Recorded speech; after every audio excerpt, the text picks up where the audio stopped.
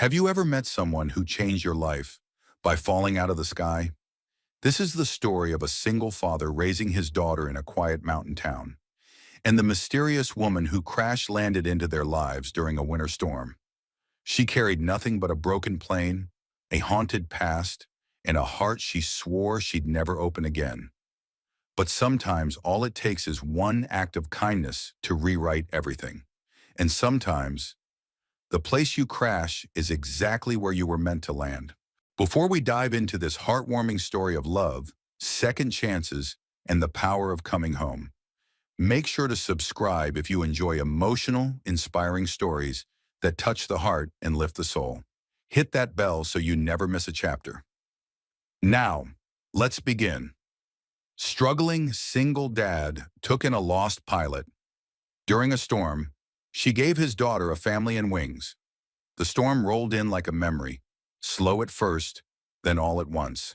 Tyler Jacobs stood on the back porch of his modest house, one hand resting on the weather-worn railing, the other clutching a chipped ceramic mug that still radiated the faint warmth of black coffee. The wind had changed direction, sharp, wet, and urgent, like it was trying to tell him something. He didn't need the local forecast to know what was coming. He'd lived in Haven Ridge long enough to read the sky like scripture. The clouds hung low and heavy, dense with snow that hadn't yet fallen. The kind of night where time seemed to slow down, and hearts remembered what they'd lost. From the living room came the sound of a soft giggle.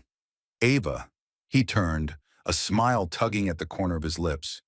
His daughter, 6, fiercely curious, and the reason he remembered to breathe each morning, sat cross-legged in front of the fireplace, building a cardboard control tower for the model airport they'd been working on all week. "You think planes fly in weather like this, Daddy?" she asked, looking up with wide hazel eyes.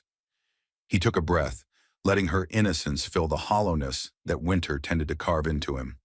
"Not smart ones," he said, walking in and ruffling her chestnut curls. "Storms like this? Best place to be is home. Unless someone's lost," she added softly. Tyler paused. The way she said it, quiet, almost to herself, gave him pause. But before he could respond, the power blinked once, then died with a groan. Everything went black. Ava squeaked in surprise, and Tyler reached for the flashlight he always kept under the side table. He flicked it on and cast a gentle beam across the room. The glow danced over the model planes, the bookshelf, the quilt his late wife stitched before the cancer stole her voice. "It's just the storm," he said calmly. "We'll light a few candles, build a pillow for it, and ride it out like adventurers."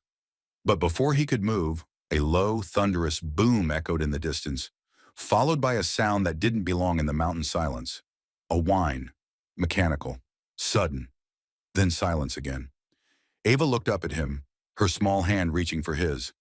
"Was that thunder?" Tyler's eyes narrowed. That wasn't thunder.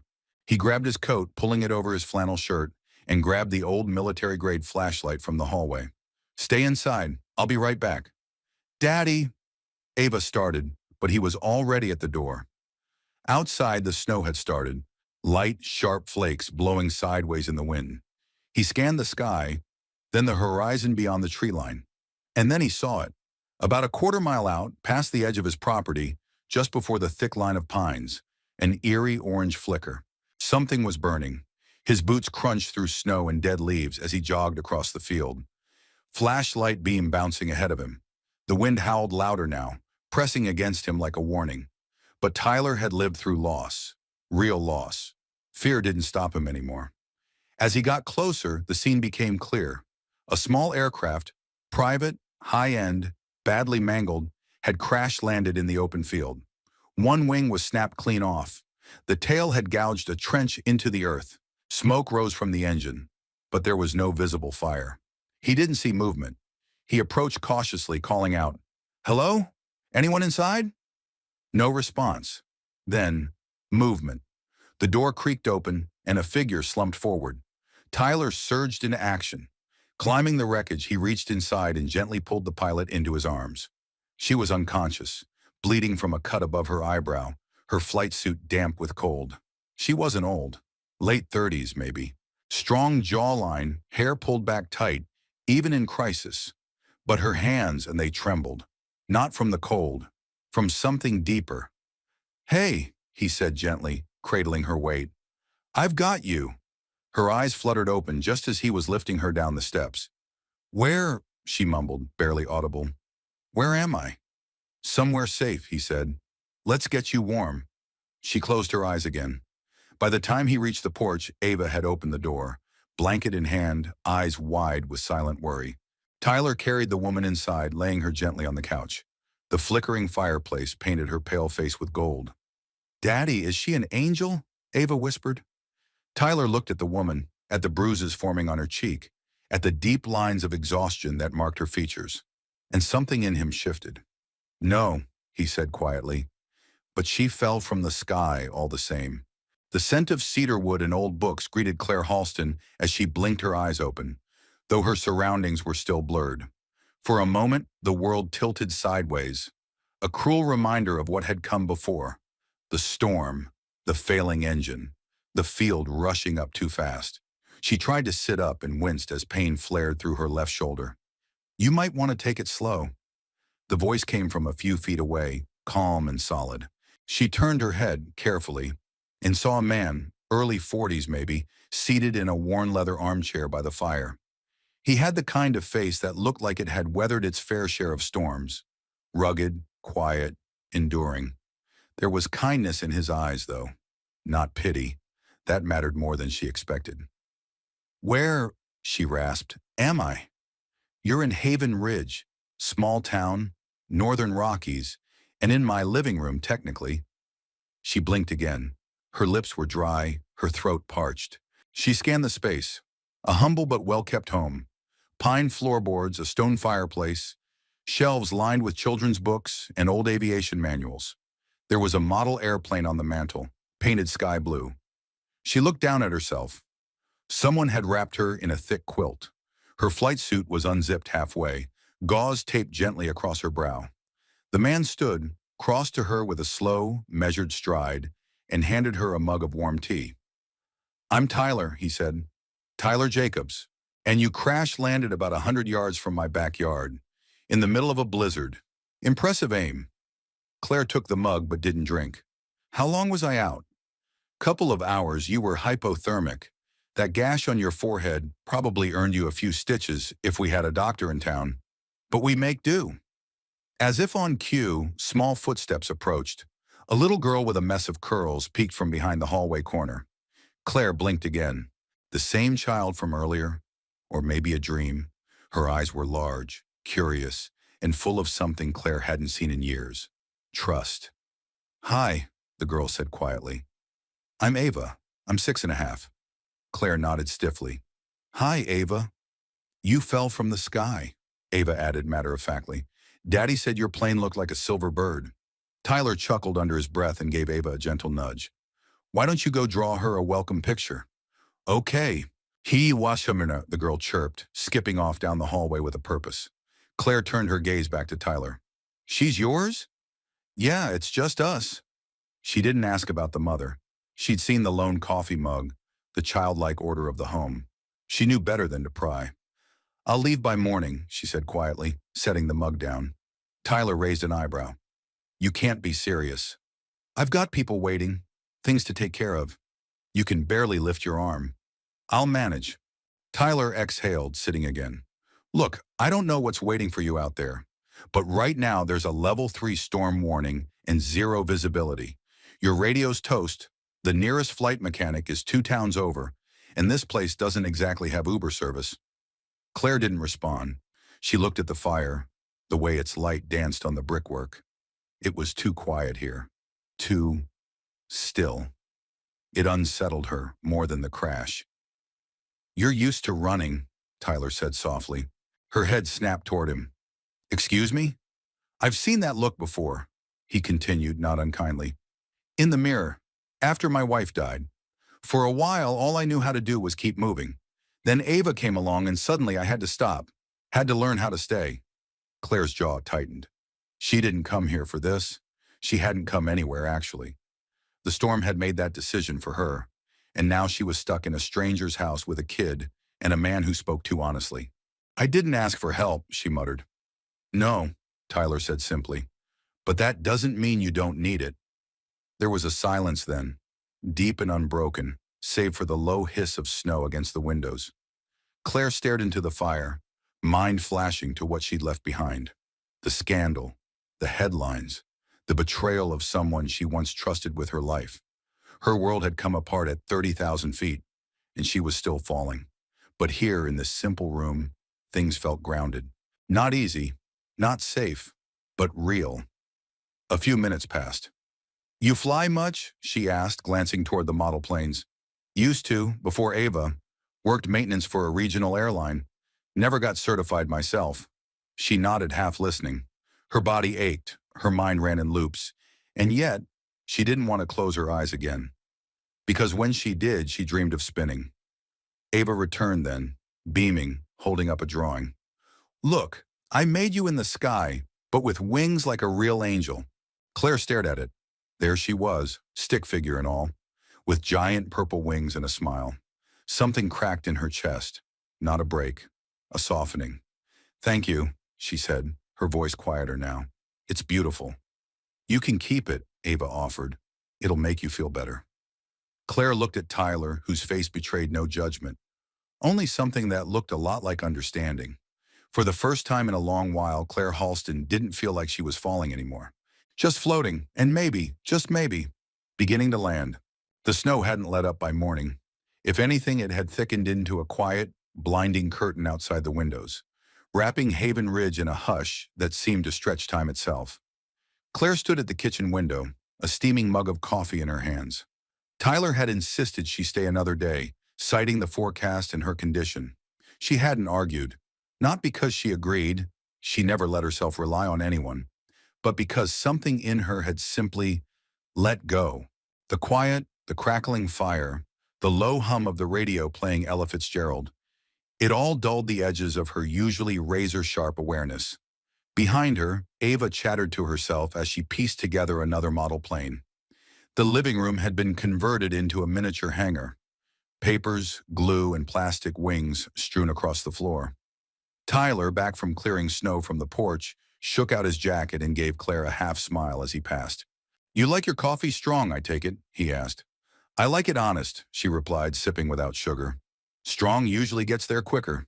He nodded, then leaned over to check on Ava, gently adjusting the wings of her model. Claire watched, quietly struck by the tenderness in his movements. It wasn't rehearsed or performative. It was real. A man who had learned to move slowly, intentionally, for the sake of someone smaller. Ava looked up. "Can Claire help me pick the paint colors?" Claire hesitated. "You sure? I've been told I have terrible taste." Ava giggled. "That's okay. I do too." Tyler raised an eyebrow. "Now that's what I call teamwork." Claire sat down beside Ava, and the girl immediately pushed the tiny plane toward her, like it was the most natural thing in the world. "This one's special," she said. "It's going to be the one that flies to see Mommy." Claire's hand paused mid-reach. "Your mom?" she asked softly. Ava nodded. "She's in the sky. Daddy says she watches from there. So I'm building a plane that can go real high. Maybe she'll see it and wave." The words hit Claire with a strange mix of warmth and ache. Children had a way of saying things that knocked the wind out of you. Not because they were cruel, but because they were true in a way adults had long forgotten how to be. "She would love that," Claire said quietly. Ava smiled. "Did you ever fly to see someone you missed?" Claire's hand trembled slightly as she held the plastic tail of the model. "No," she whispered, "but I used to fly to feel like I could outrun them." Ava didn't understand, but she nodded anyway, satisfied. Tyler from the kitchen had heard. His movement slowed, but he didn't interrupt. Claire cleared her throat, trying to fold the ache back into its compartment. But Ava, unbothered by adult discomfort, pressed on. "Did you always want to fly?" "Yes," Claire said after a moment. "Always. My father was a pilot. He used to take me to the airfield when I was little. We'd lie on the hood of his truck and watch the takeoffs, like they were magic." "Sounds like fun," Ava said dreamily. Claire smiled faintly. "It was. Back then, flying meant freedom, being above it all. No pain, no mess. Just sky." "But then you came down," Ava said almost sadly.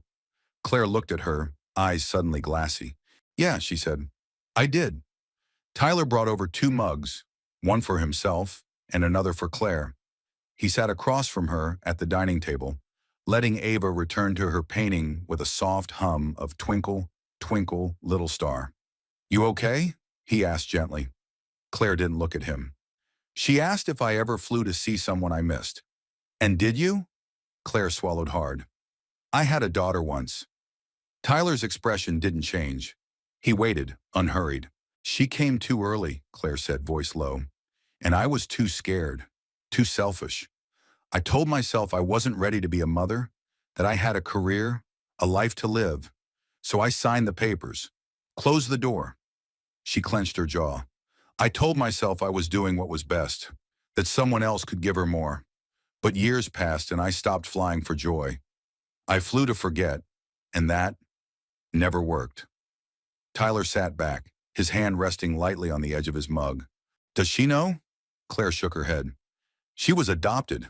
I never went back, never wanted to open that wound, until recently when everything else in my life started to unravel. The media, the headlines, the career I built on keeping control, it all collapsed. Tyler's eyes searched hers. And now? Claire glanced toward Ava, who was humming off key and dabbing yellow paint on a wing. Now I don't know what I'm doing, but when your daughter handed me that picture, something cracked. There was a long pause. You know, Tyler said slowly, sometimes we crash because we're headed somewhere we weren't meant to land. Doesn't mean the sky was wrong, just means the ground needed us more. Claire let out a dry laugh, 1 part breath, 2 parts sorrow. You always talk like that? No, he said, eyes soft. Only when someone looks like they haven't been told the truth in a long time. She looked at him then, really looked, and saw not a man trying to fix her, but one simply willing to stay in the wreckage. It was disarming, and maybe that's why she didn't pull away when Ava climbed into her lap, resting her head gently against Claire's chest. The little girl whispered, "You can be our co-pilot if you want, just for a while." Claire didn't answer, but her arms tightened around the child in a way that said she just might. Claire Halston had spent the better part of her adult life moving too fast to notice anything ordinary. Schedules, checklists, departure times. Her days had been ruled by precision. If something didn't serve a purpose, she passed it by. But here in Tyler's quiet home nestled in the snow-drifted edges of Haven Ridge, life slowed into a rhythm she hadn't known she needed. Mornings started with the hiss of coffee on the stove, Ava's sleepy voice echoing from her room, and the soft shuffle of Tyler's boots as he carried in firewood. The radio played old country tunes or Sinatra on vinyl. The scent of maple syrup and toast often drifted through the air. Nothing about it was grand, but somehow it made her chest ache. That morning, Claire stood barefoot in the kitchen, wearing one of Tyler's oversized flannel shirts over leggings. She didn't remember when she'd stopped wearing her own clothes. They were still folded neatly in her duffel by the door, ready for departure. And yet, she hadn't moved them. Tyler was sitting at the table, working on a small engine part that belonged to Ava's broken toy helicopter. Ava, meanwhile, was scribbling something furiously with crayons. "What you drawing today, Ace?" Tyler asked without looking up. Ava beamed. "A house with wings, so it can fly with us and never be left behind." Claire blinked. There it was again. That effortless way the girl had of saying something that somehow found the weakest spot in her armor and tapped ever so gently. She poured 3 mugs of hot chocolate, adding extra marshmallows to Ava's without asking. As she set them down, Tyler gave her a quiet nod of thanks. They didn't need many words, she'd learned. Silence between them was never heavy, just companionable. "I'm going to build this one for real," Ava declared, holding up her latest creation. "And when Mommy sees it, she'll know I'm okay." Claire sat beside her. "You think she can see you?" Ava didn't hesitate. "Of course. She lives in the clouds now." Claire glanced at Tyler, whose expression had softened into something distant but affectionate. It was the look of someone who still lived with ghosts but had made peace with their presence. "She was a school teacher," he said quietly. "Brightest woman I've ever known. Loved books and airplanes and the smell of rain. Took Ava to the airstrip every Saturday, even when she was sick." Claire saw the emotion flicker behind his eyes and looked away. sensing it wasn't a story he told often, maybe not even aloud. She passed 3 years ago, he added. Ovarian cancer. Diagnosed late. Claire felt her chest tighten. I'm sorry, she said. Tyler offered a small smile. So was I. For a long time. But Ava, she made sure I didn't drown in it. Kids have a strange way of keeping you breathing. Claire nodded, then sipped her cocoa. It was too sweet, but she didn't mind. Somehow it suited the moment. After breakfast, the snow lightened enough for them to venture outside. Tyler pulled the old sled from the barn, and Ava squealed with delight. They spent the morning sliding down the hill behind the house. Claire hesitated at first, awkward in borrowed boots and gloves too big for her hands. But Ava insisted she try, and Tyler's smirk only dared her further. When she finally gave in and launched herself down the hill, her scream turned into laughter halfway down. A raw, unpolished sound, one she hadn't heard from herself in years. Ava clapped at the bottom. You're a natural. Claire collapsed into the snow beside her, breathless and grinning. I think I lost a rib on that bump. Later, soaked in cold and smiling like fools, they piled back inside. Claire helped Ava out of her snow gear and hung it by the fire. Tyler handed her a towel and a knowing glance. You laugh like someone who forgot how, he said gently. She looked at him, surprised. What makes you think I forgot? He shrugged. Just a hunch. Or maybe, because I did too once. They said nothing more, but the air between them shifted, not charged exactly, but warmer, like a log added to the fire. That evening, Claire offered to cook. She found her hands clumsy with a knife, rusty from too many years of in-flight meals and hotel room service. But Tyler didn't judge, and Ava acted like her under-seasoned stew was the stuff of legends. After dinner, they sat in the living room, while Ava built yet another paper airplane fleet. Claire leaned back on the couch, her body tired in the good way, the kind that came from real living.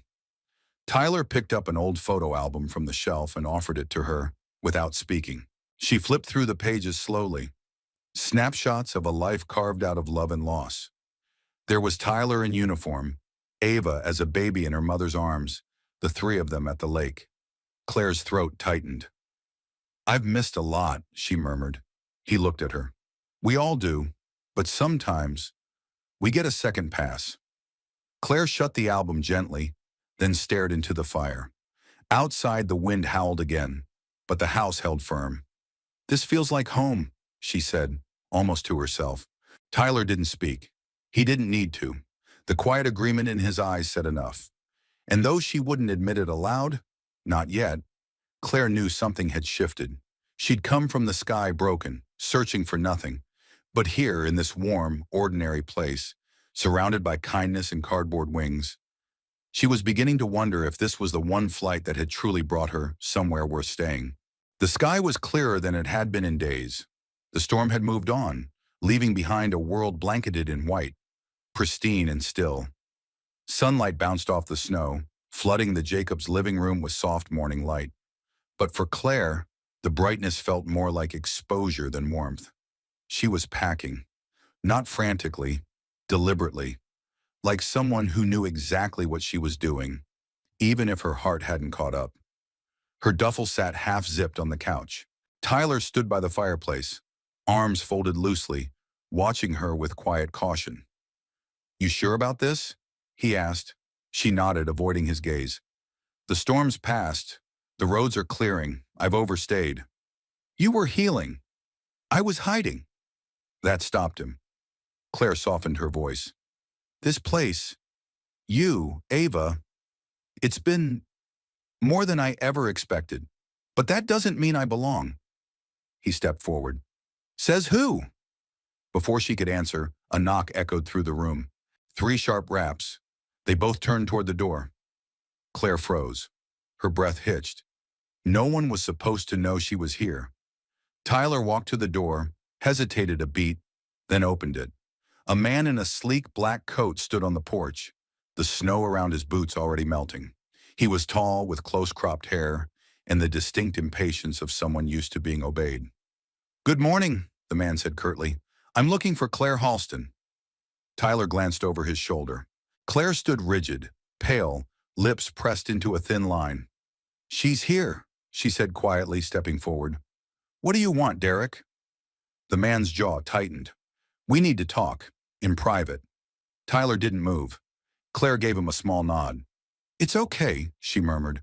I've got this. She stepped out onto the porch, closing the door behind her. The cold hit her like a slap, but she barely felt it. I told you not to come, she said, crossing her arms. Derek's expression hardened. You disappeared, Claire. The board is in a tailspin. Legal's been calling me nonstop. You've got shareholders threatening lawsuits. You can't just vanish. She exhaled. I wasn't vanishing. I was breathing, he scoffed. By crashing a plane and holing up with strangers in the woods? Claire's eyes narrowed. Don't reduce this to a headline. Derek stepped closer, voice low. You walked out. After everything we built. After everything No, she interrupted, voice cold.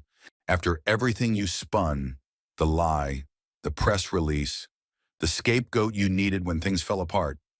His jaw twitched, but he said nothing. I'm done, she said. Let them sue. Let them speculate. I'm not going back. Derek studied her. For a moment, something almost human flickered in his eyes. Something like regret. But then it was gone. You're making a mistake, he muttered, turning on his heel and disappearing down the driveway, boots crunching over the packed snow. Claire stood there for a long moment after he left, breathing, letting the cold bite her cheeks, just to feel something real. When she finally walked back inside, Tyler was waiting. Ava sat at the table, drawing again, oblivious to the storm that had just passed through their door. Tyler didn't speak. He just looked at her, steady, quiet, the same way he had when he first pulled her from the wreckage. She sat down on the couch, duffel still half-packed beside her. I should have told you who I was, she said. I figured you'd get there, he replied. Claire gave a small, hollow laugh. I wasn't just any pilot. I was the COO of Halston Aerodynamics, the face of the company. The press called me the Queen of the Sky. I built an empire on control, precision, power. And when the engine failure happened on one of our jets, they blamed the pilot. Tyler's jaw tightened. Was it his fault? No, she said. It was ours. A design flaw that got buried in a cost-cutting memo. But I was too busy protecting the brand. When it leaked, I became the story, and not the good kind. She looked down at her hands.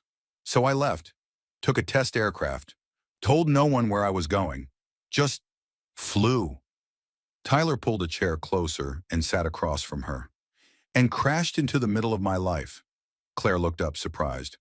That's not a complaint, he added softly, just an observation. They sat in silence for a while. Then Claire asked, Do you think less of me? Tyler shook his head. No, I think I understand you better. You didn't fall from the sky, Claire. You landed here for a reason. Claire blinked hard. Her voice dropped. What if I ruin this place too? You won't, he said, firm and gentle. You can't ruin something you didn't build. You just walked into it. And maybe gave it new meaning. Ava, unaware of the weight in the room, bounded over and held out her newest creation.